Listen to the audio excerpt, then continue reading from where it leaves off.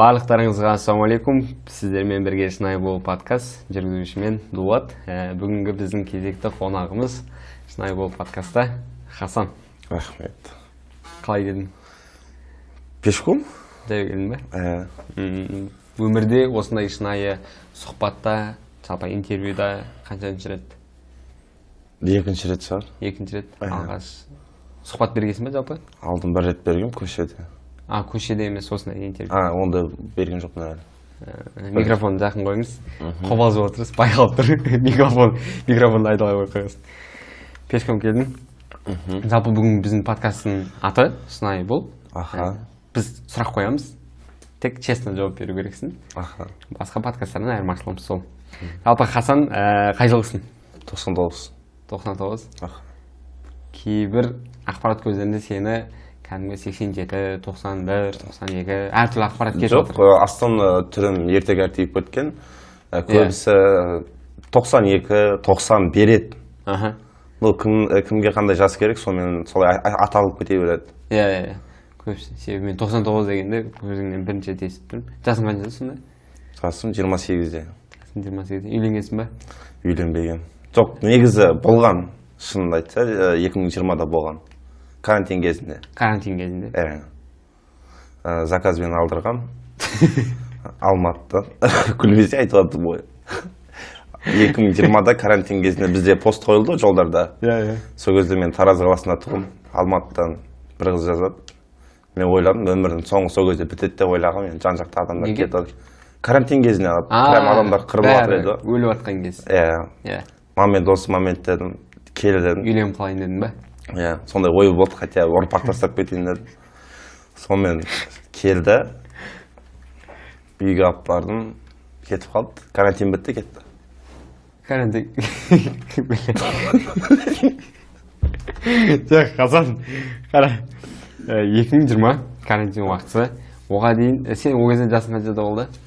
Жасым 22-23. 22-23-те. Бұлай серьезно намерение болды ма? Қыз баласына үйлену деген, или сол бағанағы... Қорқыныш болды іште. Қандай қорқыныш? Енді телевизордан, инстаграмнан шығып жатыр, адамдар кетіп жатыр, больницаға түсіп жатыр, бәрі кетіп жатыр. Сол кезде іште қорқыныш болды. Сол қорқыныш үшін үйлендің бе сонда? Жоқ, қорқыныш дегенде прям Хасан кетті. Бұл өмірде жоқ болып кетесің, хотя мен ойымда болды да, бір үйленіп, сразу ұрпақ тастап кету қалу деген ой болды да. Мынау Хасанның баласы деп айтатындай ма? Иә. Ана қыз қай жылғы болды? 2002.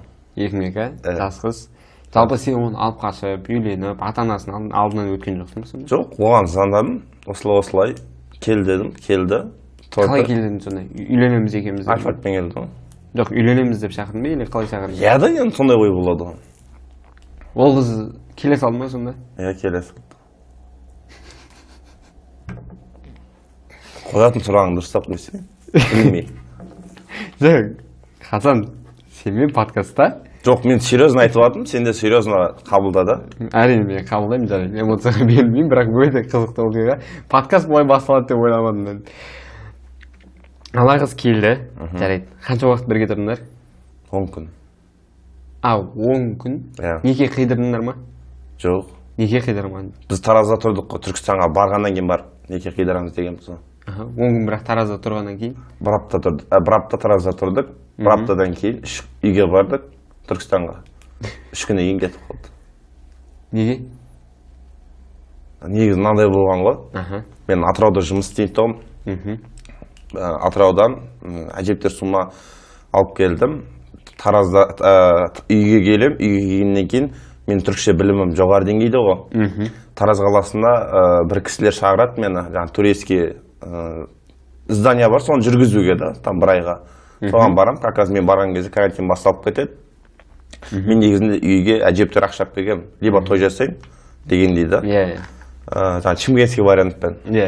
5 миллион алып келем, 2 миллионға той жасаймын, миллионға машина алам, 3 миллион көреміз, бір жерге кетіп қалады, шығамыз, может, деген ой болған. Өзім ниеттеніп келгем негізі, үйленем деген ниет болған менде. Содан жаңағындай Таразда болды, карантин болды, карантинде шақырып алдым. Сосын бір апта Таразда тұрдық. Ол енді бас екенге айтады ғой маған, үйге қайт дейді. Мен үйім ол кезде қирап жатқан үй еді.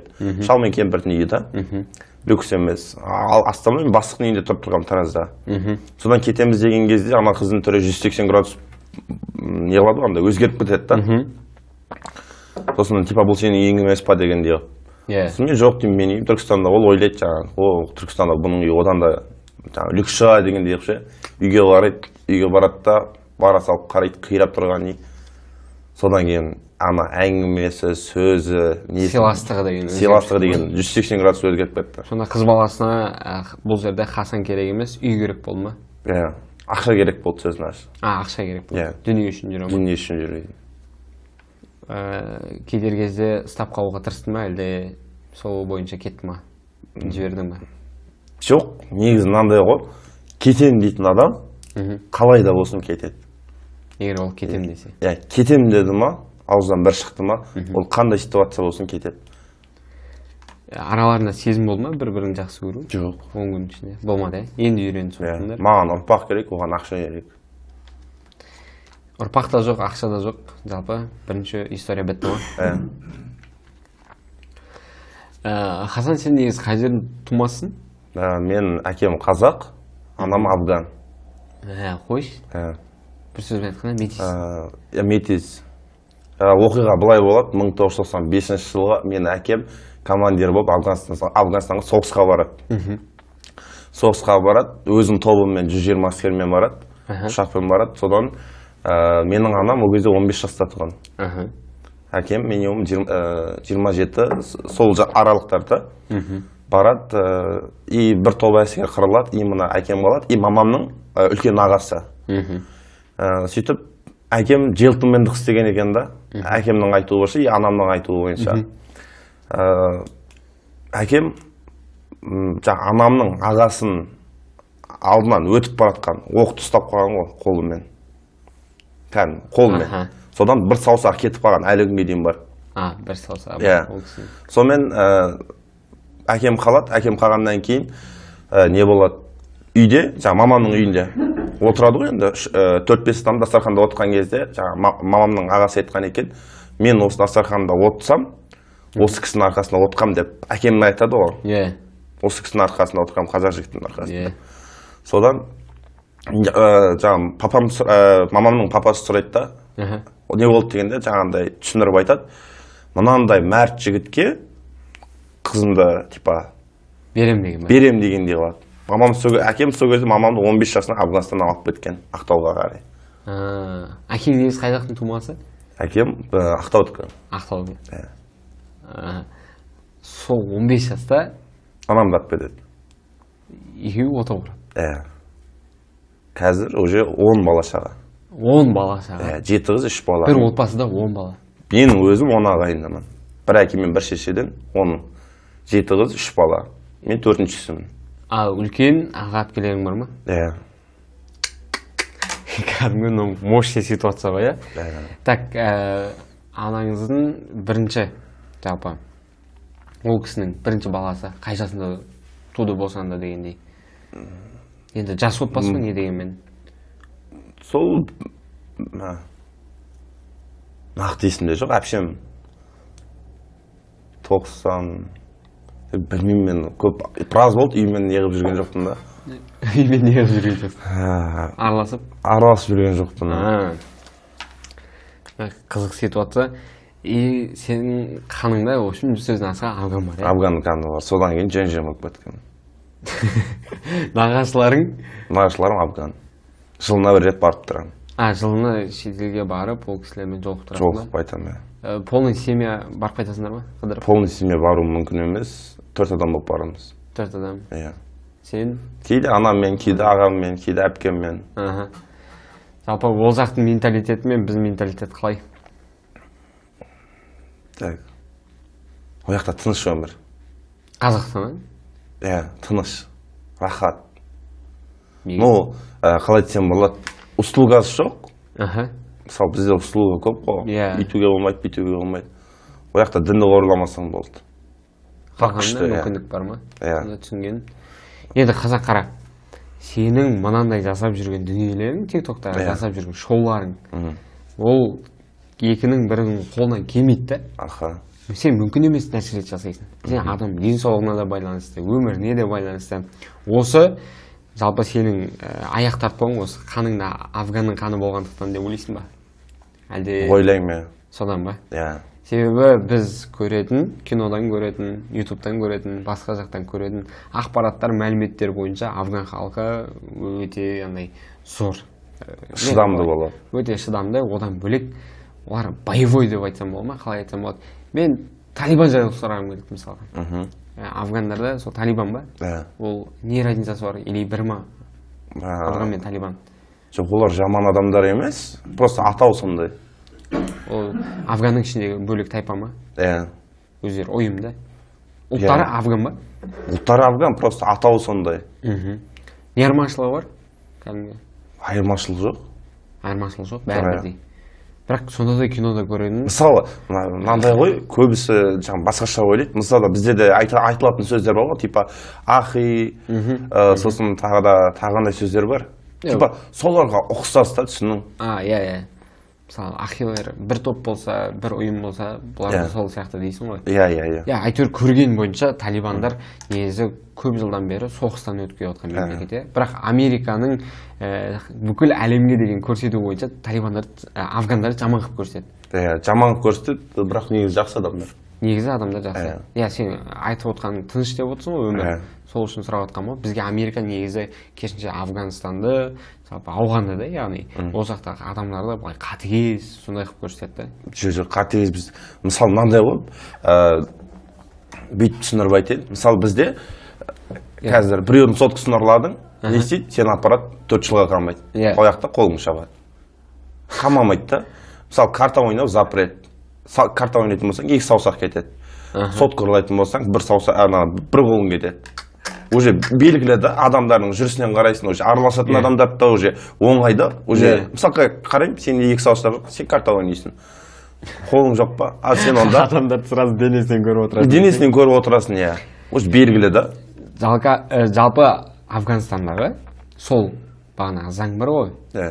Карта ойнау 2 саусақ, телефон ұрлау 1 қол дегендей. Сол заң қатты көмектесіп отыр ма? Қылмыс азайған ба или? Қылмыс жоқ. Қылмыс жоқ па? Иә. Қызға қарау, анау-мынау бәрінде чотки заңдары бар. Иә.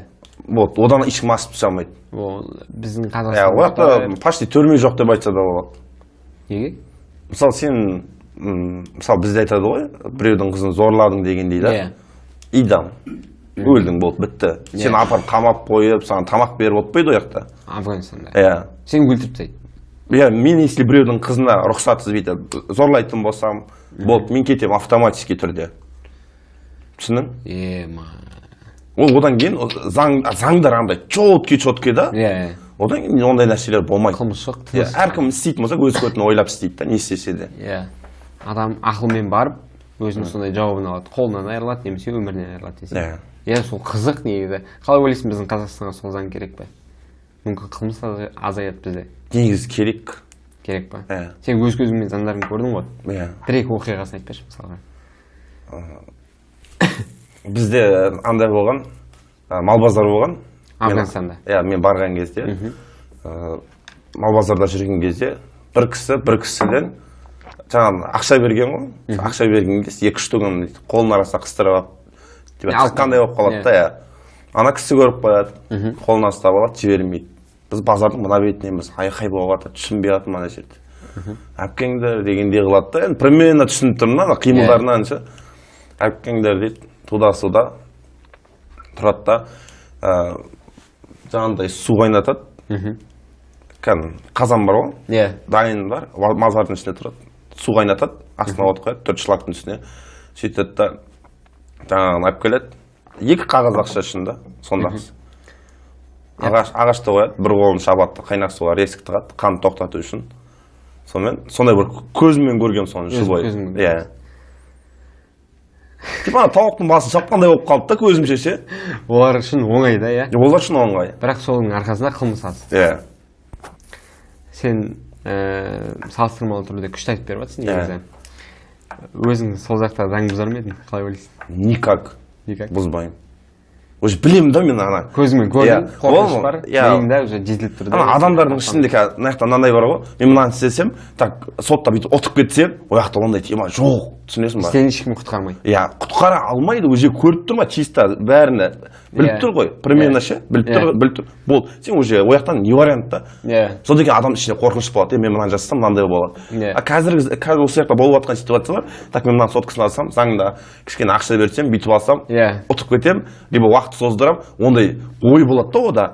Ал ана бетте ондай ой жоқ, түсіндің? В общем, Афганистанда адам қылмыс жасайтын болса, немесе заң бұзатын болса, ол саналы түрде өз ақылмен жасайды ғой. Өте керемет. Жалпы услугасы жағдай нашар дедің, кәдімгі астанасы бар ма? Астанасы бар, иә. Аты қандай? Есіңде болса. Кабул деп айтылады. Кабул деп айтылады ма? Біздің Қазақстандағыдай ғимараттар үлкен бар ма? Астанадағыдай, Алматыда бар. Бұяқта медицина ма қалай дейтін? Иә, медицина қаттанбаған ба? Ол жақ өте жоғары. Қойшы? Иә. Тағы не жағдаймен? Сен естімедің ба? Коронавирустың емін тауып берген афгандар ғой. Нақты емін тапқан? Иә, афган мен ирандар қосылып тауып берген солар ғой. Сен кішкене іздестірсей? Біріншіден ал. Аурудың емін тапқан афгандар мен ирандар дейді. Енді медицина саласында өзің білесің, Данияр ағамызды, білімі жоғары. Сіз салыстырмалы түрде не дейсіз осы жауапқа? Рас өтірігін айтсаңыз. Олар наркотикпен емдейтін шығар? Наркотикпен. Бәлкім. Енді жоқ, сол емін тапқан солар деді. Емін тапқан солар ма? Иә. Іздестіріп көріңдер. Жалпы больше сен қай жаққа тартқасың? Әкең жаққа, осы батыстікіне или нағашыларға? Анам жаққа тартқан. Нағашыларға. Мысалы, қандай қасиеттер бар сенде? Ерекшелік, мына адамнан мынандай. Бірдеңе істеймін дедім ба, соның түбіне дейін барамын. Мысалы, андай да, ойлаймын, мынаны істесем не болады деген ой жоқ та. Ойланып, тоқтап қалып, жасамай қалып, онай жоқ. Жоқ, мынаны ойлаймын, так былай істеу керек, болды, істеймін. Маған зақымы кеседі, разница жоқ. Тоқтау деген жоқ. Не болады, не болмайды, разница жоқ. Хасан, жалпы сен қай жақта туылдың? Мен ба? Ол сұрақ болып қалай, іштей қалып қалай берсінші. Бұл бәріне негізі, мен әңгімеңді естіп отырып, сен бірақ нақты ақпарат, сен Афганистанда туылған жоқсың. Мен Қазақстанда да туылған жоқ, мен Афганистанда да туылған жоқ. Қай жақта? Мен шекарада туылғам. Шекарада? Ұшақта туылғам. Самолетта? Иә, самолетта туылғам. Сен туылған жерің не деп жазу, удостоверение? Мысалы, біреулерде роддом жайлы бір ақпараттар болып жатады, сенкін? Мен көп андай полет режимде тұрған сияқты болып тұрды. Самолетмен иә, былай емес. Короче, мына жақтан шыққан кезде баласыз болғанда анам, ұшақ түссе балалы болып тұр ғой. Иә. Түскен кезде бір баланы ұрлап келгендей болып тұр да, анам, түсіндің ба? Ес Хасан, сен жалпы тиктогың емес, жалпы өмірде қызықсың, иә? Қазір подкастта ашылып осындай әңгіме айтып отқаның, кәдімгі жалпы адамзат естімеген жаңалық қой мынау сөздің ашығы. Мектепті қай жақта оқыдың? Мектепті Түркістанда, Ахмен Байтұрсынов. Қай сыныпқа дейін? 7-ге дейін. Қандай ма? 7-ден кейін ары қарай не істедің? 7-ден кейін интернатқа өтіп кеттім. Ол жақта 11-ге дейін оқыдың ба? Жоқ, 9-ға дейін оқыдым. 9-дан кейін қайда түстің? Түскен жоқпын. Оқыған жоқсың? Жұмыс істеп кеттім. Мамандық жоқ? Жоқ. Диплом жоқ? Жоқ, мамандық та жоқ. Диплом да жоқ? Жоқ. Жасың 28. Не таңдау жасады 9-дан кейін? 9-дан кейін ба? Иә. Ойында бірінші келген нәрсе ақша табу. Қалай тапсам бала. Өйткені 5-ке оқыған адамдарды да білем. Қалтасында көк тиын ақшасы жоқ. Бір жерге байланып қалған. Оқымағандарды да білем. Соған қарай істеп жатырмын. Қазіргі таңда қысқа нұсқа жауап бер, бірақ осы оқымағаның үшін, дипломың жоқ болған үшін өкінесің бе, әлде өкінбейсің? Жоқ, өкінбеймін. Мүлдем өкінбейсің? Никак өкінбеймін. Бірақ басқаларға ақыл кеңес бересің ба? Оқымаңдар, жұмыс жасаңдар. Жоқ, әркім өзін таңдауы ма? Қай жақта жұмыс жасадың? Алғашқы жұмысың? Түркістанда Айша Питакта істеген. Айша Питак? Иә. Питак құлбазар ма? Жоқ, ондай емес. Питактың аты сондай, Айша. Айша. Не жұмыс жасадың? Қара металл. Қара металл? Иә. Айлық табысың қанша болды? Или күнделікті ма? Айлық табысым 700 мың теңге болды. айына 70 мың теңге табады. Қай жылдары? 16-17. Ол уақыттар жетті ма? Жетті. Жеткенде мынандай ситуация болады. Бір күн теңгеден қысылып қалам, 9-шы класстан шыққам, сотқа алғам, соны төлей алмай қалам. Өзімнің ең мықты ағам бар, Рома деген. Соған барам, ақша сұраймын. Ол бір адам білет мен қалай жұмыс істейтінді, не істейтініне қоятын білет. Ақша сұрайым, береді ол. Ана 100 мың теңгеліктің пачкасы бар ғой. Братан, теңгеге керек ет дедім да, қанша деп сұраған жоқ. Мә деді. Қанша берді? 100 мың теңге лақтырды алды маған. Маған керек негізі 100 мың теңге.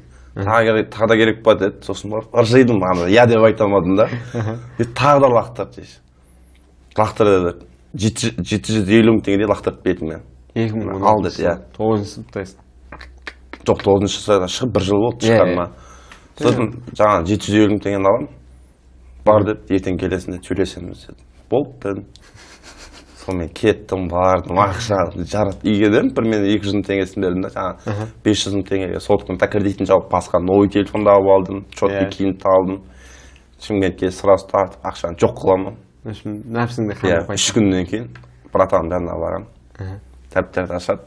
Так, сен менен 750 мың теңге алдың. 750 мыңды 10-ға шаш дейді да. 10-ға шашқанда сенің айлығың 70 мың теңге болады дейді. Жылағым келіп кетті ана жерде. Жоқ деп айта алмаймын, ақшаны алып қойғам, жаратып тастаған вообще жоқ ол ақша. Обычный адамдардың айлығы 150-200 мың теңге. Сол кезде. Мен 70 мыңға 5 адам жұмысын жасап бердім. Поварда болам, охранада болам, неде болам. Жоқ, бірақ мынандайда просвод болмады да менде. Тұратын жер сол кісілерден болды. Тұратын жер сол кісілерден. кісілерден. Сол жерден болды. Тамақ сол жерден болады, магазин полный расчетын сол жабады, барып келгенім сол көтереді, киінгеніме дейін сол алады береді. Түсінгенім, ақшаң болса сен тек үйге жіберіп отырдың. Ол мені просто қарызға байлап тастады да, мен 1 жыл шартынан шығармады ол. Ол кезде TikTok әлемінде жоқсың. Жас, примерно... Жоқ, TikTok... 17 жасар боласың ол кезде? Иә.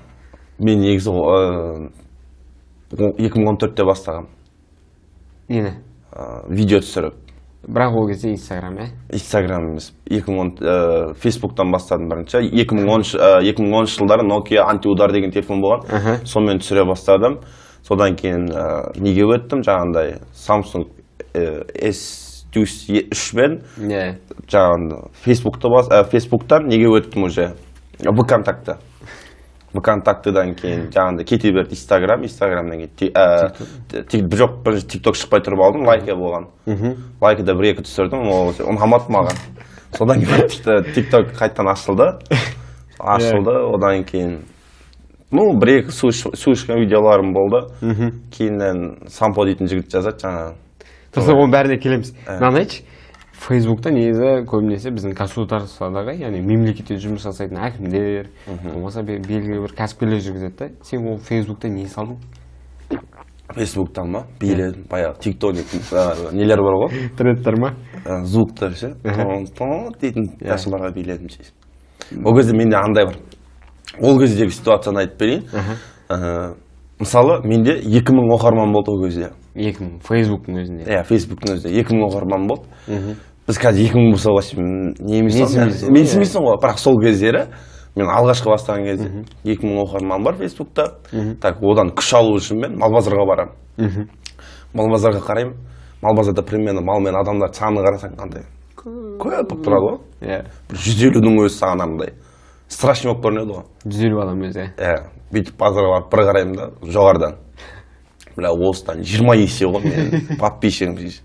Дегенде дух болады да менде ше, түсіндің ба? Мен осынша адам менің видеомды қарайды дегенде. Иә, бәрі менің подписчигім дедім. Сол кезде жаңа камазиздер келеді. Жаңа мен билеймін ғой енді. Мен билеген видеомды жаңа таратады ғой. Арман деп айтып, билешкәң дейді, билей бастаймын. Одан кетеді жаңа. Сосын ана базардарда камаздар не таситындар бар. Картошка, пияз деген таситындар бар. Солар көреді ғой. Ана Фейсбукта билеп жүрген жігіт қой. Бергешкәң. Сол кезде басталды ма? 2000 теңгесін беріп қояды. Мен атын айтамын да соны билей бастаймын. Солайынан басталып кеткен негізі. ВКонтактеде жалпы бұрынғы олдтар біледі кәдімгі. Ол жақта енді Хасан не контентпен бардың сен ол жаққа? Ол жерде негізі қыз бен жігіттің сөйлесетін жері болды, болмаса бір сообществомен еді, или бір группалардың қайнап тұрған кезі. жоқ группалар емес, мен чисто өзіме мен өзімді дамытам дедім, бір 4-5 аккаунт көрдім, сонымен тұрдым да өзімді дамытам дедім, бардым, ойладым адамдар қалай шоу таңғалдырса болады деп ойладым да, сосын барып тупа тұрдым, өзімді өзім өртеймін сол кезде. Қасымда су болған, там 10 метрдік жер, видео қосылады. Өзім бірінші киімді су қылып алам, мимен жұмыс жасағам, киім су қылып алам, үстіне бензин төгем, бензин жанады, сосын жанған күйінде жүгірем, суға секірем, болды сонымен өшеді. Зато арморсрок дейді ма, қалай? Арморсрок дейді ма, қалай дейді? Арморсрок. Типа мықты дегенде ше, ева красавчик деген орысшасы болды. Арморсрок дейді ма, арморсрок. Отморозк, сондай деп айтатын еді да ма? Арморсрок, отморозк. Ошын жаңағында өзім өртеймін, жүгіріп барам ма, ана киім кеуіп кетті уже үстіне, жерге құлай ма, су арғы бетте жатыр, 5 метр жерде. Сосын тұрайын деймін, жаңа бетке от шашып жатыр да. Сонымен жете алмай кетемін ғой суға, балалар топырақтан істе көміп, әдіңдені өшірді. Суға вообще жете алған жоқсың? Суға жете алмадым. Балалар 5 метр жерден барып суға келіп үстіме төгуге ерінген ғой, топырақпен жаңа өшіріп тастайды. Сонымен басталып кетті. Денеңде күйік болды ма сол кезде? Бар, көп күйік. Жарайды қарап күйіп қалдың. В общем, сенің ойланғаныңнан қорқамыз дейміз барлығымыз. Жоқ, мынандай болды ғой, енді сол, мысалы, жаңа ВКонтактыға кіре салып, сразу 25 мың адам жинап аламын да, бір аптаның ішінде, жаңа шоумен. Уже басқа шоударды іздей бастады. ВКонтактеде жетіп қанша оқырманың болды? ВКонтактта бір кіргенімден 2 айдың ішінде 700 мың адам жинап алдым. ВКонтактеде? Жалпы Қазақстанның барлығы сенің оқырманың болды ма, не істеді? Контенттерің бәрі бағанадай Асмарок дегенде, өзің айтқандай отморозский контенттер болды. Сөйтіп, ВК-ның ВК кезде сен ақша таба алдың ба осы өнеріңмен? Ну, менің аккаунтым біраз жүргіздім, одан кейін бір орыс жазды маған, сосын барып, білмеймін, анандай жұмыс істемей маған 500 мың теңге ұсынды аккаунтқа. Сатып алуға? Просто аккаунтыңды сатып алды? Тупа бірінші кездесуге шақырды, Шымкентке бардым, мен рэпермін деді. 808 Атико Бро деген бір кезінде болған.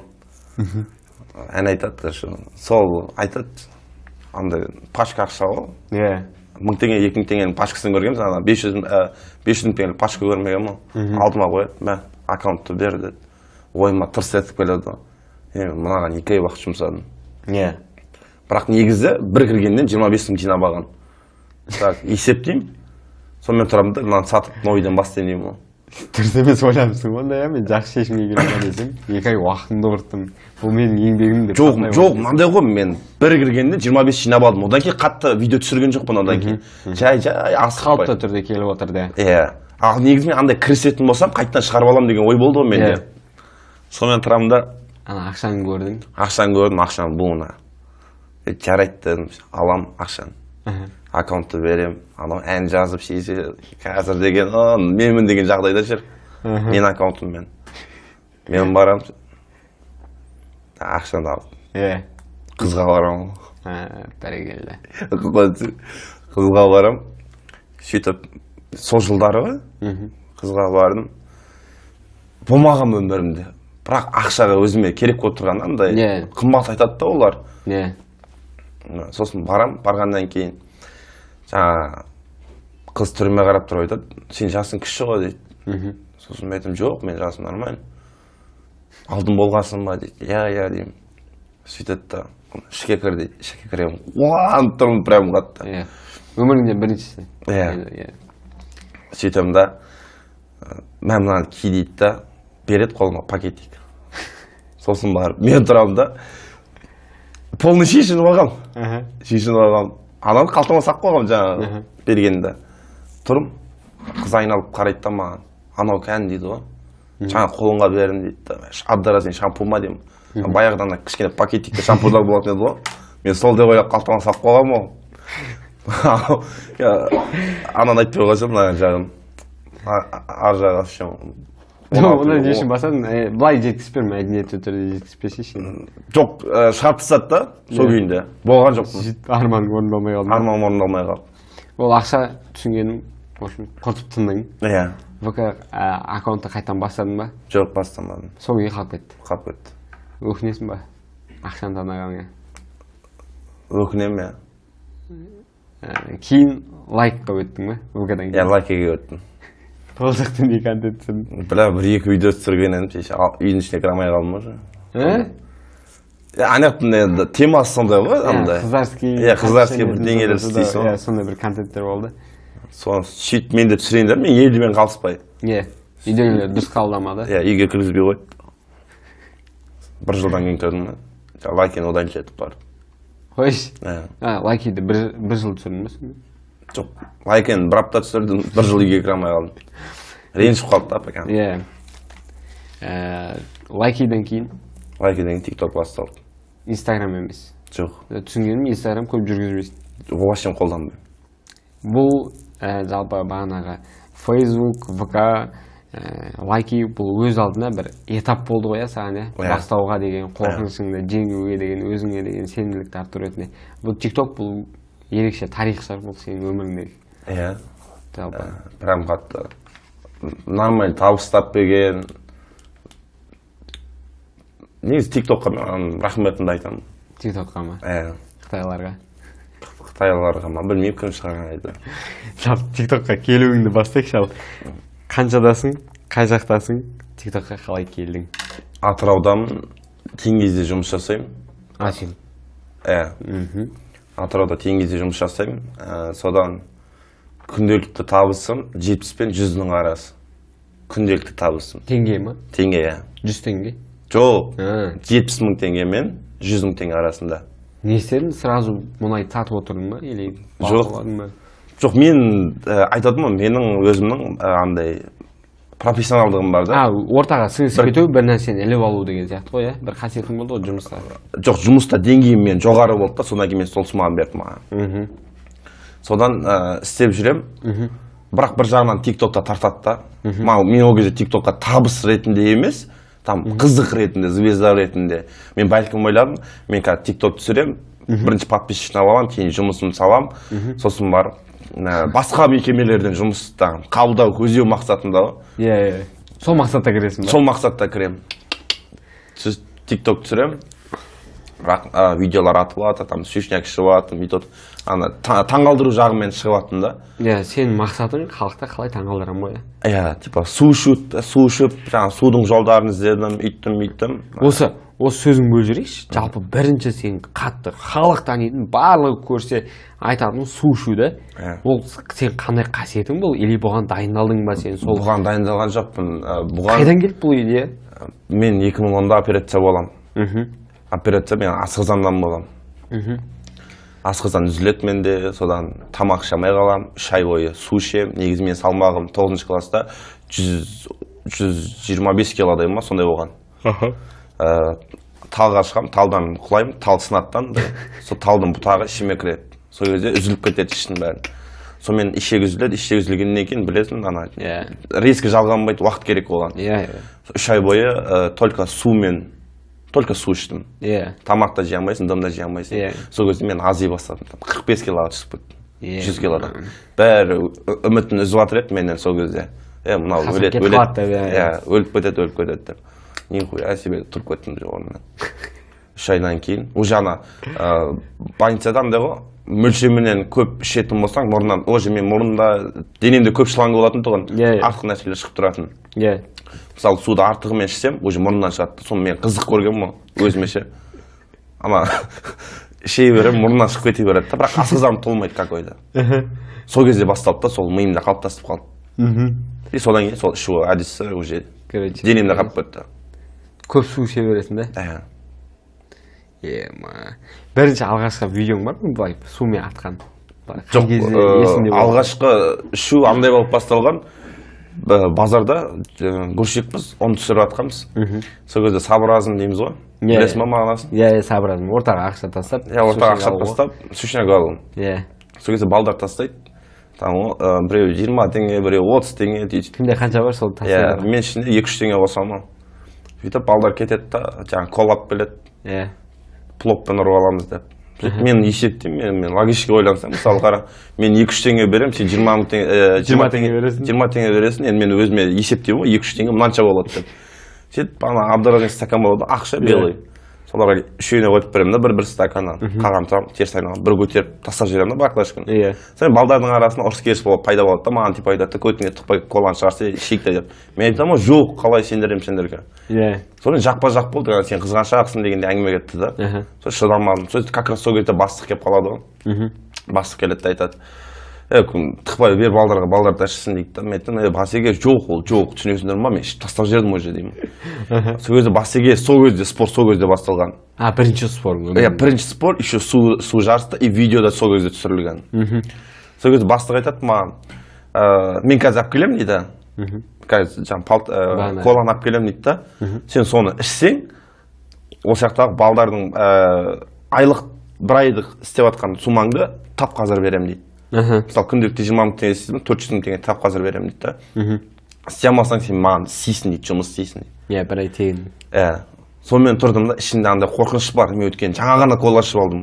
Қазір бұл алып келсем іше алмай қалдым. Туалетке барамын, резко кола алып келемін дегенге шейін. Құсып аламын от душиынан. Асқазан босатып аламын. Босатып аламын, келеді, ішеміз. Ана видеоға түсіріпті ғой, енді сонша сума берген деген видеоға түсіреді ғой. Видеоға түсіреді, сол кезде ішем, ақшаны береді. Бірақ сол күн жұмыстан қуып жібереді мені. Көзі ашып кеткен ол бірдеңе болды. Сондай ситуация болды. Ақшаны алынды. Сол түсірілген видеоны ол таратады, жаңағындай WhatsApp-та группаларға таратады. Ол WhatsApp-та группа Turkestan Today дейтін парақша болған, Instagram-да. Сода түседі, одан кейін барып клиенттер жаза бастады, басқа фирмалар. Новенький судар болған сол кезде. Золотой кольцо, Буратино, солар жаза бастады маған. Мына жігіт тауып келіп, шағыртып, жаңа рекламасын түсіртіп. Түстің бе? Түстім. Золотой кольцо бәрі. Хасан сол. Бір рет қана мен көшелерде Золотой кольцоның суын ішіп тұрған, былай ішіп тұрған фотом ілінген да көшелерге Золотой кольцоның рекламасында жүрген бірі. Қой да? Ана бана сен бастық түсіріп алған видео сонда қатты тарап кеткен ғой? Қатты тарап кетті, Татовы уже компаниялар. Алғашқы табысың жарайды бағана ВК аккаунтыңды сатып 500 мың таптың. Былай енді мынау тауып атқаның тиктоктан ғой түсінген ме? Алғашқы табыстардың бірі ғой сөзін ашығы. Компанияларға сен ризасың ба беріп атқан сумасына сол кездері рекламаға? Или сен мен сол кездің ақшасымен қадірледі, ырза. Нормально ма еді? Нормально. Өзіңе жетеді ме еді? Так, кейін қандай контенттерге көштің жай? Сен кездесің? Жоқ, сояқта жүрдім, содан кейін жаңа сені көбісі мақтан тұтады ғой сампон көтерген негізі мен ғой. Сампон маған жазады. TikTok'та сампон. Жұмыста жүрем, аккаунт деген қызып тұр менде. Оның да аккаунты қызып тұр. Сосын мен білетті, мынандай шоумен жүрем ғой постоянно. Сосын маған жазады. Ассалаумағалейкум, братан. 2003 ғой ол. Ассалаумағалейкум, братан. Қалдар қалай? Там сізбен бірдеңе сөйлессем бола ма? Сөйлес. Сол кезде айтады, короче, мен енді күнде 70 мың тауып атым, минимум да. Сізге осындай сума берсем дейді да. Осындай платформа бар, ол кезде TikTok енді теңге беріп атқан кез. Осындай стримда қудыртып берсеңіз дейді. Сосын мен ойнаймын ғой. Мысалы мен күнде 70 мың теңге тапсам, оның 20 мың теңгесі расортыма кетеді, жаңағы суыма, видео түсіруге ше. Сосын оны қарсылаймын деп тұр да, жаңағы көтерем деп тұр. Көтеретін болса 70 мың теңге ровно тұрады да. Оны салай берем, жинай берем. Сосын тұрдым да, давай дедім. Мен ана білмеймін ғой, жаңа ақша қалай түседі, не түседі. Сонымен күнде табысым 120 мыңға көбейді да. Судан, расходтан бөлек та 120 мыңға көбейді. Өйткені халықтың ататын да бар маған, сосын сампоның беретін да бар, өзінің долясы бар. Сонымен сампоны көтердім мен барынша.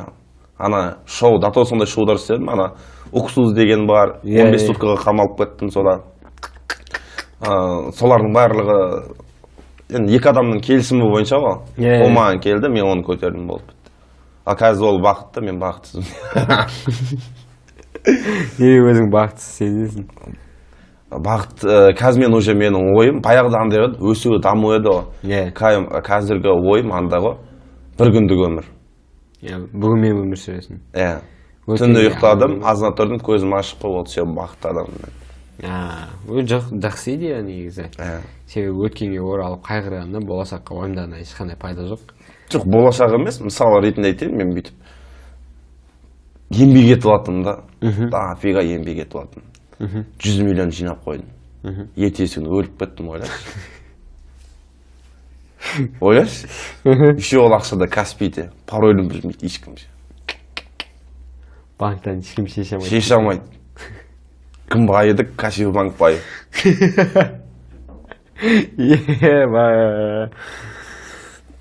Сол үшін қазір сен жұмыс жасамайсың ба? Жұмыс жасамын. 100 миллион теңге сол үшін сенде жоқ па қазір? А так 100 миллион теңге жинай аласың, е? Мен жинаймын десем, сразу жинап тастаймын. Каспий банкқа ерегісіп жатсың ба сонда? Сол үшін ерегісіп. Жалпы сампуын көтеруге саған қанша ай кетті? Қатты кеткен жоқ, бір айдың ішінде өзі ары қарай өзі дамып кетті. Бастапқысында көмектестің ғой, жақсы шоу контенттермен. Сол моментте сенікінен көп болды ма или сенікі ма? Қатты разницасы жоқ, бір 20-30-ның разницасы болған. Бірдей тауып жүргесің бе? Батылды бастадың ба сен? Батылда қаражат қалай келді саған? Қалай қаражат қалай келді? Донatoрлар болды ма? Донatoрлар болды, бірақ анда қатты бүйтіп до конца тұрып беретін болмады да. Одноразовый донаторлар болды да. Бір-екі рет келіп қолдау көрсетеді ма? Больше тиктокта сен реклама видео түсу арқылы ақша табасың ба или стримнан ба? Қазіргі уақытта ма? Қазіргі уақытта. Қазір видео түсіріп только. Видео түсіру? Стримда болады, кейде кіріп отырасың. Сол кезде атады да. Былай дейінші, бір күнде қара жұмыс деп есептеме, осы шоу бизнесте, оның ішінде Инстаграм болсын, Ютуб болсын, тикток болсын, рекламаң болсын, ең көп суммаға тапқан ақшаң қанша? Ең көп тапқан ба? Рекламадан таптым. Бір күнде бірақ? 3,5 миллион. Бір күнде 3,5 миллионға реклама келді ма? Не нәрсеге реклама істедің? Поликарбонат дейтін болған фирма, Қытайдардың фирмасы. Сода келді, түйледі. Неме айналысады? Поликарбонат. Пластмасс крыша болады ғой? Резиновый крыша. Сондай болған. Так, бір күнде тапқаның 3,5 миллион. 3,5 миллион болды. Негізі ол анда переводчиктің арқасында ғой. Негізі олар ол сумманы беремейтін еді. Мен лампочка тыққан видеом бар ғой аузыма. Сол пепес атады, 130 миллион просмотр жинайды. Сосын барып жаңағындай маған бір қытайша біреу жасады, Ли дейтін компания. Сол кезде Қаскелеңнен сәл ары бетте завод қой. Соған барған кезде жаңағындай ортада переводчик бар, енді Қытайға через түсіндіре алмаймын ғой. Оны шала білетін біреу екен. Ортада менен кішкене стап қағысы келген болған ғой. Сонымен менен бағасы сұрайды, мен айтам, түсірем, плотно бір видео түсірем, суммасы осынша болады деймін да, рисковать етіп көрем деген дейді, расходты да бар. Осындай миллион берсе жетеді деп тұрған ма? Анау тұрады да, ортада переводчик двойной айтып жүреді, ана 3,5 миллион дейді ғой. Сөйтеді да, ана Қытай маған айтады жүр дейді. Кастаны алып через маған береді. Кетіп қалады сонымен. Анау пайдасын көре алмай. Пайдасын көре алмай қалады. Түсіндің? Қытай айтады, давай кел дейді. Барам, жаңа офисіне барам, кассадан алады, қолыма береді. Сосын машинаға отыр, үйге апарып істемейді да. Анау уже не вариант та, анау ала алмайды да ортада. Өзін ашкере қыламайды. Ол менен ұстап қалатын болса, ол кезде ол қораға кіретін еді. Амал жоқ, бүйтіп сөмірейіп қарап тұрды, мен алып кетіп қалдым. Саған удача болған момент па өміріңдегі? Кейін анау ақша сұрады ма, сұрамады ма? Кім? Переводчик па? Жоқ, сұрамады. Жалпы өзің құрттың ба? Ол переводчик если сұрайтын болса, басқа клиенттерден ала алмай қалатын еді да, түсіндің? Сол үшін қысып қалды. Вот көп тапқан ақшаң бір күнде 3,5 миллион теңге. Қай жылы? Осы 20-да, 21-де. 2021-де ма? Страшно ақша болды. Ең көп құртқан ақшаң бір күнде? Или сол 3,5 миллион теңге ма? Ең көп құртқан ба?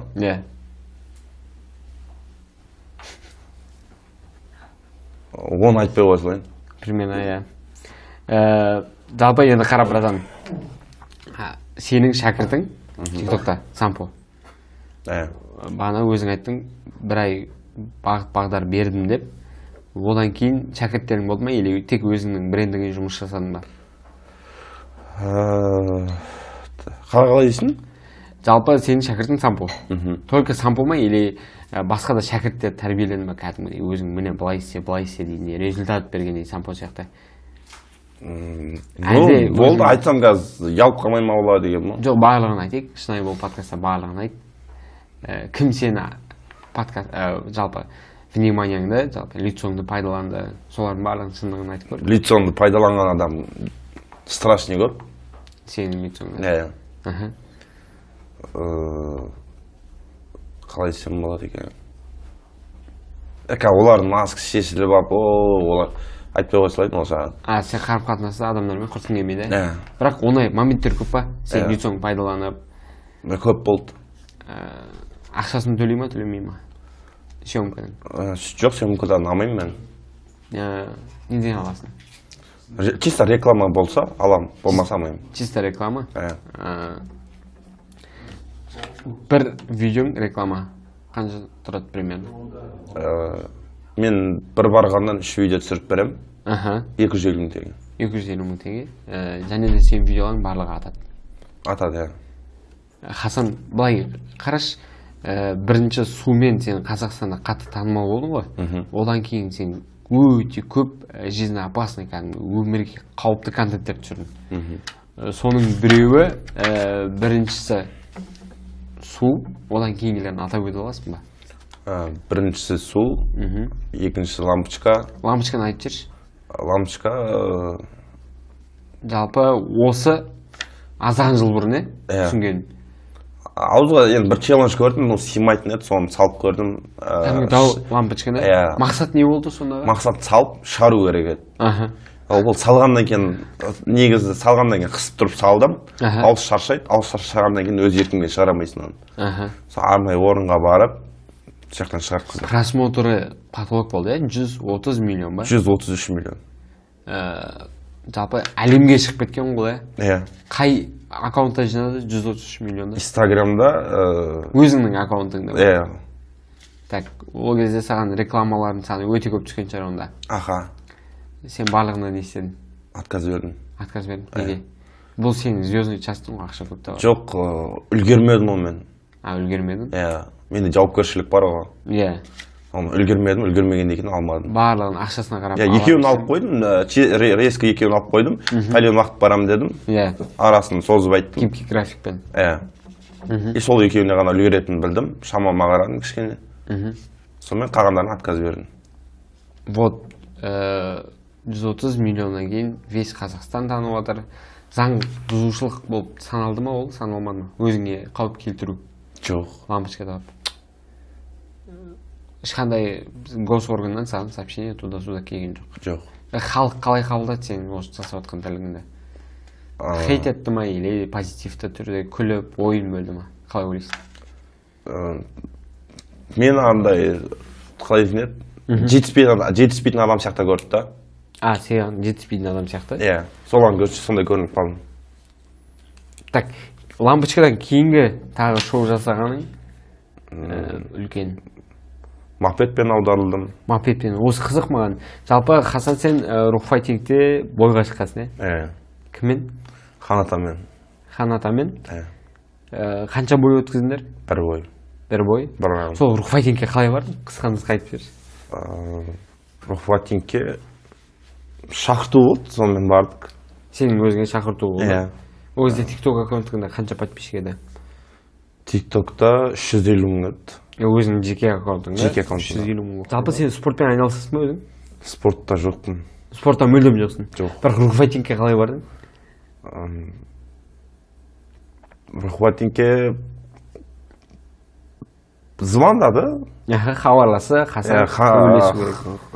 Типа Ханатамен өзіміздің арамызда бір екі не болған андай. Сосын барып мен просто жасып болғам прикол ретінде ше. Инстаграмда жасып болған еді ғой, Ханатаға соперник іздейміз деген деп. Сол кезде мен прикол ретінде өшім бар еді, барып шашына ұстап тұрып, типа андай нефтқа тиетін сөз жазғам. Өзің провокацияға шақырдың. Сонымен кел деді ғой. Шеше.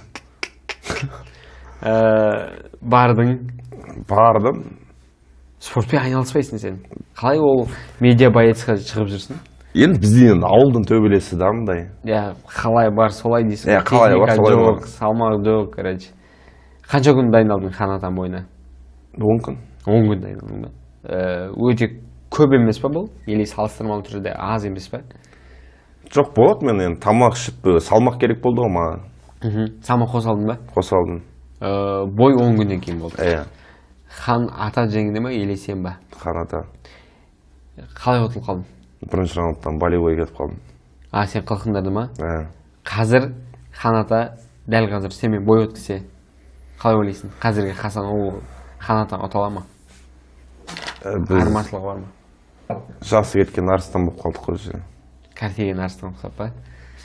Сөйтіп, рокфайтингте жақсы бой көрсеттің, одан кейін неге жалғастырмадың? Керек емес. Медиа байыз болды. Өзіңе ұнамады, жақпады. Түсінгенім сен сампомен бар не? Иә. Сампо бана інің ретінде сен қолдап қорғап келді. Келесі бойдан кейін айтқан сөзің бар екен, 120 мың кеп аударылам. Аударылам деген. Ол қалай болды? Не үшін айттың оны? Просто челлендждарымдан біреу айтты да. Сол именно. Иә. Бірақ мен оны ол моментте күткен жоқпын дедім бірақ. Ол сәтте күткен жоқ. Ол сәтте күткен жоқпын. Жалпы халық түсінсін. Мен машинамен дедім негізі.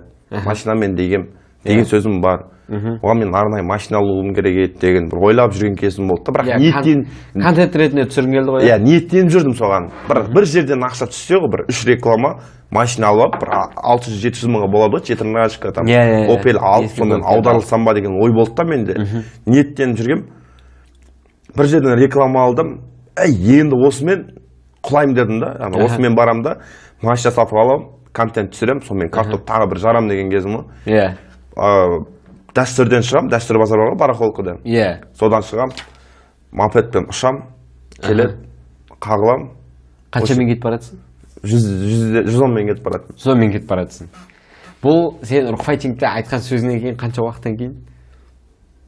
5 ай алдын айтылған сөз. 5 ай алдын рокфайтингте айта салдың. Қалай ойлайсың, періште әумин деп қойды ма? Әумин деп қойды. Өкінесің ба айтқанға? Өкінемін. Себебі мопедпен сен басып келіп аттың. Ситуация қалай болды? Халыққа түсінікті болсын. Ситуация жұма күні трассалар пустой.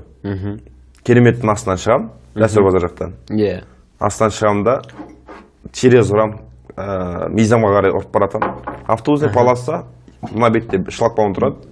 Мына бет машиналар жүре береді. Иә, жоқ, машиналар жүрмейді.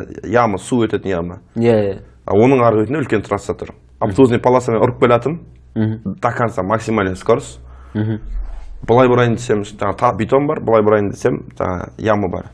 Ана келеді резко бұрап, сасқалақтап қалады. Сен я туда емес, арамыз арашықтығы 10 метр ма, сондай. Жанға қарай лақтыр дедің ба? Жоқ. Жаңа лақтырған жоқ, жаңа лақтырсаң ол жаның бәрі сырылады. Алдыңа тормоза бассам салют атып кетеді. Артын бассам тайғанайды, ол кезде жаңағыдай денеде зақымдар болады. Ойыма келген соғып, ары қарай сұрақ берді да. Сен жүзбен басып келіп атып, машина соқсып, аман қалам деген ойың ғой барынша, иә? Жоқ, енді түскеннен кейін қайға түсетінің белгісіз ғой.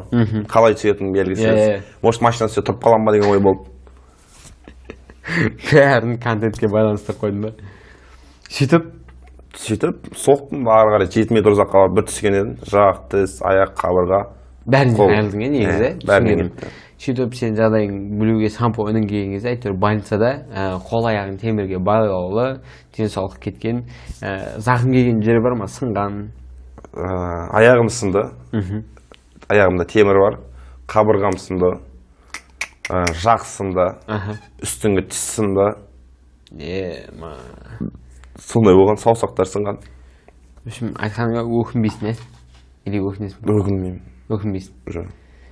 Мопедтен кейінгі кезек қызықты оқиғашы? Мопедтен кейінгі ма? Андай не істегенбіз? Айта берсе бола ма? Иә. Таиланд бар ғой? Тоқта, айтпақшы сен қанша шетелге шықтың? Мен ба, шетелге көп шықтым. Көп шықтың ба? Иә. Көбінесе кіммен барасың? Шетелге. Менді жалғыз барған атам негізі. Жалғыз барғанда? Иә. Қанша рет қай шетелге жалғыз өзің бардың? Үндістанға ініммен бардым. Мақсатың демалып қойдың? Демалып, қызық көріп, жаңағыдай көшеде пісірген тамақтар ұнайды маған. Соны қайта-қайта көріп, соны жегім келіп кеткен. Ана тамақтардың түрін қарап па? Иә. Индейцтердің. Соны қарап, аппетит ашылып, сол барғаным бар, Гонга теңізін көріп, адамдар күлін тастайтын. Соны көріп, сол жақта жүріп қайттым. Қанша уақыттық саяхат болды? 15 күндік. 15 күн Индияда болдың. Иә. Хасан, сонда сен бірінші елің шыққан шетелге? Үндістан. 15 күн болды. 15 күн болды. Ұнады ма? Ұнады. Қалауың бәрін жасап қайттың. Иә. Жалпы шетелге көп шығам дедің. Иә. Бұл бірінші шетелің емес, е? Жоқ. Үндістаннан кейін қай жаққа бардың? Үндістаннан кейін Иранға бардым. Иран? Үндістан, сосын жаңағыдай неге бардым тағы? Афганистанға бардың, Россия нағашыларға. Нағашыларың Афганистанға да бардым. Россияны көргесін. Таиландты да көрдік. Осы жерде бір сұрақ қойшы, тоқта сөзіңді бөліп. Таиландта сен Сампо Нұрғазы. Яғни Сампоның бөліс үшеуің бардыңдар. Не үшін бардыңдар? Қызық контент. Контентке бола барып демалып қайттыңдар. Бірақ сол кезде весь Қазақстан, Инстаграм, ТикТок шулап кетті, саған бір жағдай болды. Ауызды жұрты болғаным бар. Иә, сол контент айтып берші. Тәдік шоу жасайық деді, ойландық, не істеуге болады деді. Бардық, жаңағыда расход жасадық, көп нәрсе алдық. Просто ол нәрсеге бізді итермелеген, не болды да, бір базарда жүрген кезде, маңда бір болады, бір адамдар өтеді ғой, бір таяқшасы бар, ютубқа түсіріп жүреді, анда бір деңеше. Иә, экшн камерамен түсіріп жүреді. Иә, экшн камерамен түсіріп жүреді да, еще аналардың әңгімесі дерзкий ғой, қарасам, шаян сататын жерде тұр ғой, барлығы ше. Бірдеңе айтып жатыр, американша түсінбей жатырмын да. Бірақ ішінде андай бір сезім болды, мыналарда бір 5-6 миллион подписчигі бар ютуберлар может деп ойладым да. Момент осы момент дедім, аналар шаян сатпақсы келіп тұр, бірақ қорқып тұр да, шаянның уы бар дегенде. Сол кезде тұрамын ғой. Халал дедім, біреуін алам, тірі шаян ғой. Аузыма салам да, мойым бір-екі рет тістеп, түкіріп тастауға бір-екі рет шайнап тұрам дедім да. Ана ютубына түсіп қалам, бір момент, сондай момент қой деп ше. Сөйтіп тұрам да, тірі шаянды алам, аузыма салам да, шайнайым ғана естіп тұр. Бір дәмі деген құстығым келіп тұр. Бірақ камераға қарап, күшті дегендей қылдым да. Сосын барып, аналар алады, кетеді, сырғасы түкірем ғой жерге. Ана саудагер айтады ғой. Бәлә дейді да, мен няқта дейді, 15 жылдан бері сатам дейді да. Менде анандай көт жоқ дейді, тірісін аузыма салуға дейді да. Ондай көт жоқ дейді. Мен айтамын, не болады сонда десем, кішігірім ұлғы дейді, өлесін ағыласың дейді. Қой дейді. Сонымен жаңағындай ана ютуберлар шок болып кетті, енді бля, құдай сақтасын, барып үйіне барып жеп қалып, тағы кетіп қалған болса, кінәсі өзім мойнымда. Мен оған же деп айтқан жоқпын. Сонымен тұрдық та, сол шаян жаңағы нелердің бәрін бізге тегін беріп жіберді. Минимум суммасы бір 140 мың теңгеде болатын еді сол. 140 мың жалпы жәндіктерін, шаян, жәндік, крокодилдің еті, мысықтың еті, анау хуйням бәрін есептегенде 140 мыңға шығатын еді. Соның бәрін сатып алдық. Үйге алып келдіңдер. Үйге алып келдік та, контент бастадық. Түсіріп атық, бір ара нетін еді, шегіртке болды ғой. Сол шегірткені мен андай через орамалымда шайнап барып бір жұтайын деген ма. Жұтқан кезінде кішкене қақалып қалды менде. Соны ұрып бейт, бір-екі рет секірдім. Сонымен, қойшы дедім, болмады андай бір дыханияны аша алайын да диванға қарай лақтырам ба деген ғой өзімді. Диванға емес, жерге лақтырыппын да мен. Сол кезде жерде жатқан столда жаңа. Столдың бұрышына ұрды. Иә, бұрышына тиеді да, сонымен жыртылады да қалады келеді. Сонымен больницаға барамыз, Сампо отырады, больницаға алып кетеді мені. Ол больницадағылар визамыз жаңағындай гостиницада қалып кеткен. Олар 500 мың теңге сұрады, 4 тігіске 500 мың теңге сұрады. Қалай шешім таптың? Сампоға айттым, бересің ба дедім, Сампо айтты, беремін деді. Нені? Жаңағындай визаны алып келсең, 300 мыңға тіктіріп беремін деген. Сосын барып визаны алып келдім де тіктіріп бердім, бірақ 300 мың теңге қалтама салып алдым. Өзім барып жаңағындай, өз еміммен. Андай, ояқта рұқсат бар ғой шөпке. Былай ет, ол жақта жаман заттарға рұқсат бар дейсің? Ояқта жаман нәрселерге рұқсат бар ғой. Содан біреуін алып қолданып, 8 сағат па, 9 сағат ұйықтадым. сонымен өзі де денсаулық сыр берген жоқ. иә өзімен өзі бітеліп кетті. Білмей кетті ма? иә білінбей кетті. Келесі шоуың Дубайда, менің есімде Данияр аға бар, Сампо, сен тағы бір шоу жасадыңдар. Негізі адам ағзасы 4-5 кило шоколадтан кейін уже 4-5 шоколадтан кейін уже құлайды негізі. Сен не істедің сол кезде? 10 шоколад деп келіскенбіз негізі. Спор кетіп жатыр ғой. иә спор кетіп жатыр. 10 шоколад деп келіскенбіз. сонымен дәкең түсті ғой, бір қуанып қалған дәкеге сол жері ғой. түседі ғой, болып жарайды, Хасан өзіңді қинама, хотя осы бесеуін жеші деді. Бесеудің өзі де 250-ден каждый ойлашы, төртеуінің өзі 1 кило. сонымен тұрдым, жедім, тіл байланып қалды, қатты тәртті болып қалды ма. Шоколадтың, сахар көп. тамағың бітелді ма? бітелді. Демалу, жетіспей қалды өте қиын болды. Аздап жетіспей қалды, одан кейін бар. Талып қалдым.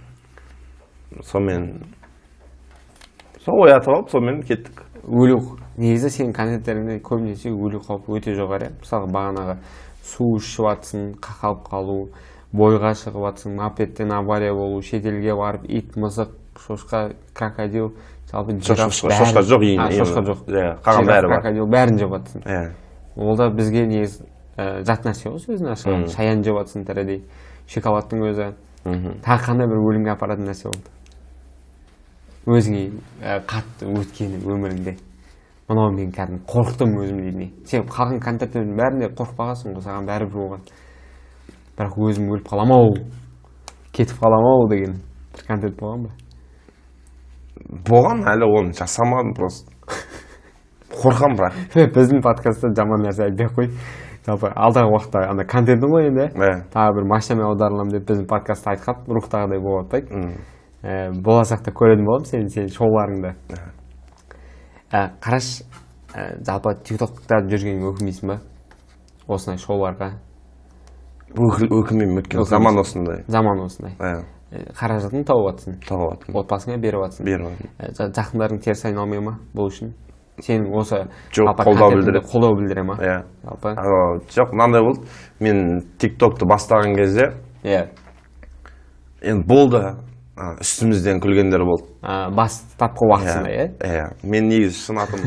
Сонымен мен осы тикток саласына келдім. Енді бір-екі андай жағымсыз қимылдар болды, не болды.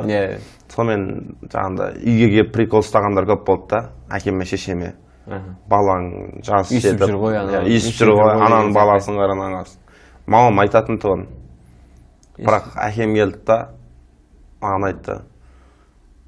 Балам деді, мен сен өміріңе қарсылық білдірмеймін деді, араласпаймын деді. Бірақ түсірме демеймін дейді да, түсір дейді да. Бірақ кейін өзің өкініп қалма дейді да. Кейін өзің өкініп қалма деп тұр. Главное, әкем түсініп тұр. Әкем өте қатты жақсы көремін да. Даже мен темекімен ұсталғанның өзінде, балам мен саған шекпе демеймін дейді. Мен саған шекпе дейтін болсам, сен по-любому тығылып шегесің. Лучше шек, бірақ мен көз алдымша емес. Түсінігі бар кісі да, мен қазірге дейін бірде-бір рет қол көтермеген маған. Сөзбен жеткізеді. Нақтылай. Саған дұрыс түсіндіріп береді.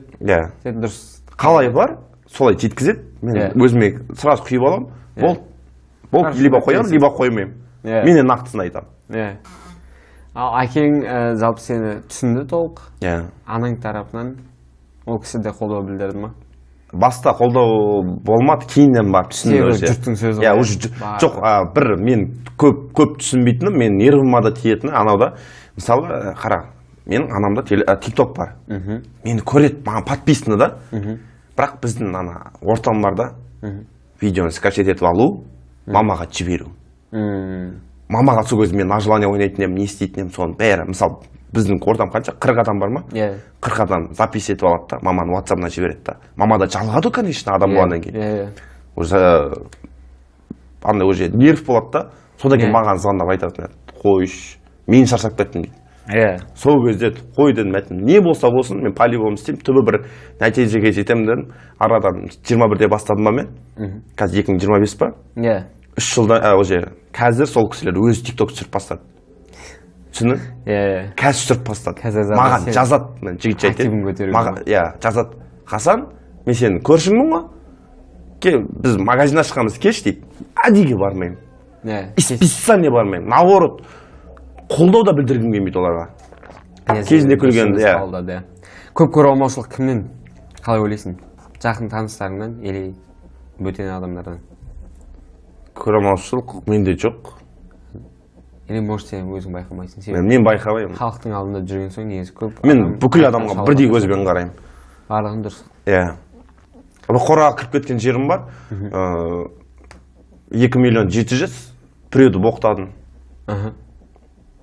Бірақ андай болды да, көшеде кетіп баратын, кафеден шыққам, ана ішіп алған кісі ғой.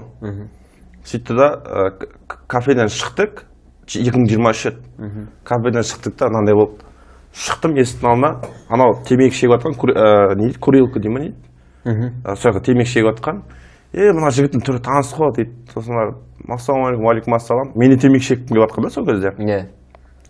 Бля, менде бір братчика бар еді, соған сәлемдеме жолдаш дейді. Болмаса дейді, братчикін қоя берші, ол өзі не қылады деді да.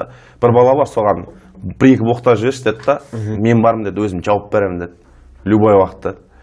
Видеода жауап беремін деген қаяқтан білесің? Жеті атасын қостырып боқтап бердім. Сонымен анау сотпен шешкісі келді да. Үстіне жазып, тартып, жаңағында мен өз ауылыма кіре алмай қалдым, туда, суда деп бір жеп қалғаным. Нажалысы кетті да, сен ақшаға сындырды. Сол үшін әр көрген видеоға ауызды салбыратып ештеңе айтпау керек екен. Қазір опыт бар, жиналды. Қазір просто оқырмандарың бар, көрермендерің бар, саналы түрде білім алдың, опытың бар. Енді қарашы Хасан, тиктокта енді барлығы түсінеді ғой, біз айтып барсақ та. Жеке өзіңе сұрақ, болашақта жалпы үйлену жоспарыңда бар ма? Үйлену бар. Менің армандап жүрген қызым жоқ та, көрінбейді да көзіме.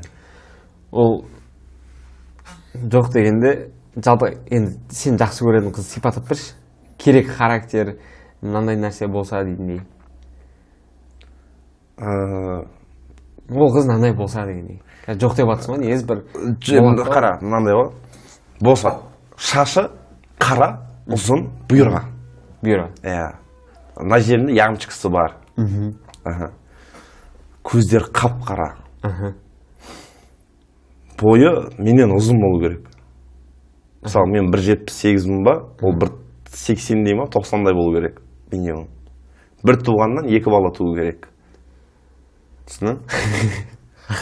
Егіз туы керек па сонда? Иә, егіз, 2-3 разница жоқ. Саған ит педі ол? Жоқ, ит 6 туады. Қоян десе, хотя бы. Жалпы 2 бала туатын қыз керек, тағы? Тамақтың түр-түрін білетін андай. Барлығын білетін? Иә, кафе дегенге бармау керек болып тұр маған. Ақшаны құртпау үшін ба, или қалай? Жоқ. Үйден тамақтану үшін? Үйден тамақтану үшін. Тағы қандай качестволар керек қыз болғасын? Мынандай мінезінен айтып берейін. Мен не айтсам да көну керек. Мен не айтсам да көнеді. Аузына грамм ашпайды. Қайдасың, қайға барады, туда-суда ештеңе айта алмайды маған. Мазаламайды? Мазаламайды. Ақша да сұрамайды. Мен өз еркіммен беремін. Бүкіл нәрсе мен өз еркіммен болу керек. Хасан, сенің айтып отқан қызың натуре бұл өмірде жоқ. Бәлкім барса. Жарайды. Хасан, былайға келсекші. Сенің армандайтын, сен көретін, қалайтын качествода қыз бар. Саған ол бере алам дейді. Сен оған не бере аласың? Мен оған көбісіне айтпай жүрмін. Менікі негізі 25 сантим о. Не дейді? Менікі 25 сантим. Мен өзім мынандай простой бір қызға неғым келмейді да. Обал еткім келмейді да. Сондай қызға сондай нәрсе арзиды да, түсіні. Не күліп атсың? Мен серьезно айтып аттың? Қой бауырым, қыш. Анандай качествоның бәріне сен сонда бір-ақ нәрсеңді ұсынып тұрсың да сонда? Иә. Ол бәрінде бар ол Хасан. Ол именно менікінде жоқ қой. Қой Хасан. Осы әлемді қайтайық. Сенбейсің ма не? Сенбейді, маған не интересно, бірақ ол дұрыс. Жоқ, сен күліп айтып атсың да, что сен ойлап алсың, қытағанда бірдеңе деп жоқ. Сондай қызға сондай нәрсе арзиды. Жаңағыдай өмірін соңына дейін ырза болып өту керек. Түсіндің ба? Сол-ақ нәрсені ұсынасың ба? Иә. Жалпы, не деймін мен басқа подкастта? Саған қыз баласы беріп жатыр. Ол сенің айтып жатқаның дұрыс емес мүлдем. Түсінесің ба? Сен бір-ақ нәрсені бересің, еще ол жоқ. Ол нәрсе екіде бір жігіттің. Ол кім? Екіде бір жігіт. Сенде бар ма ол нәрсе? Жоқ. Вот именно менде бар. Мен сақтап жүрмін сонда сол қызға. Түсінесің ба? Ол екіде бір жігітте жоқ ол нәрсе. Хасан ол бәрі ауызбен айта береді еркек болғандықтан. Ол менде бар дейді. Менде бар, сенде жоқ. Вот именно мен шешесі. Қоя тұр, не қоясың? Мә. Камераны өшіріңіздерші. Камераны өшіріңіздерші. Подкасттың бас демеушісі Grand Travel KZ. Осы шынайы бұл подкастта біз бір мағына бергіміз келді. Басқа подкасттарда көп медиа жұлдыздарды қонаққа шақырады, бірақ көбінесе үстінен күліп мазақ етеді. Ал біз бұл подкастта жалпы бүкіл медиа жұлдыздардың бұл образ екені, бұл жолға қалай түскені, ақша үшін түскені, қалай бәрін айтқымыз келді да. И мысалы қазір сенімен танысып отырып, сенің тиктокта басқа екеніңді, өмірде басқа екеніңді мен танып отырмын. Сол сияқты адамдар да көріп отыр. Енді саналы түрде өзің бір жастарға ақылыңды айтып өтсең, себебі біздің подкасттың бұл нақты ұстанымы әр медиа жұлдыз өзінің өмірінен өткен бір опытты айтып, немесе ақылын айтып кетсе, біздің пайдамыз сол деп ойлаймын. Мен ақылымды айтайын. Негізі жастар тиктокта звезда болуға, шоуға ешқандай ұсыныс жасамаймын. Себебі өткені оқығандар дұрыс. Себебін айтайын, маған енді өз басыма жауап берейін. Маған реклама беретіндердің барлығы беске оқыған адамдар ғой енді. Саған жұмыс берушілердің барлығы оқыған адамдар да барлығы. Түсіндің? Бір анда екіге оқыған адам маған реклама берген жоқ. Маған реклама бергендердің барлығы беске оқыған адамдар. Сөйтіп мен не түсіндім? Кезінде оқу керек екен. Кезінде оқығанда қазір реклама алып жүрмейтінім. Мен екіге оқыған адаммын, ашығын айтайын. Мен қазіргі өмірім шүкір болады. Обычный адамның өмірі да. Если өскілерің келсе, жақсы өмір сүргілерің келсе, дұрыс барынша оқу керек. Оқу керек, тикток, звезда асықпаңдар дейсің. Ол керек емес. Алла тағала көтеремін десе, бір-ақ күнде көтереді. Болмайтын нәрседен көтеріп тастайды. Оған план сызып, мен былай шоу жасайын, оған кәсіп ретінде қарауға болмайды. Тез жаңғанып, тез өшеді, кеш жаңғанып, кеш өшеді. Ассалаумағалейкум. Бүгінгі біздің подкасттың жалпы қонағы Хасан болды. Рахмет ақылыңа келіп бізді қолдағаныңа. Жалпы Хасан демеушіміз Grand Travel KZ қой. Осы подкастымыз жалпы жақсы адамдарға үлгі болды деп есептеймін. Көп адам сенімен толығырақ танысты, қызықты оқиғаларыңды білді деп ойлаймын. Жалпы осы подкастымыз көп қаралым жинайтын болса, келген қонақтарымыздың арасында турымыздың атынан жалпы саған және де осы сенің көрерменің бар ғой, подкастты көріп, лайк басып, комментарий жазатын. Жалпы сенің бір фанатыңа екеуіңе шетелге тур ұтып алуға болады, жолдама. Яғни Grand Travel KZ-дің атынан, турдың атынан сыйақы болады, короче.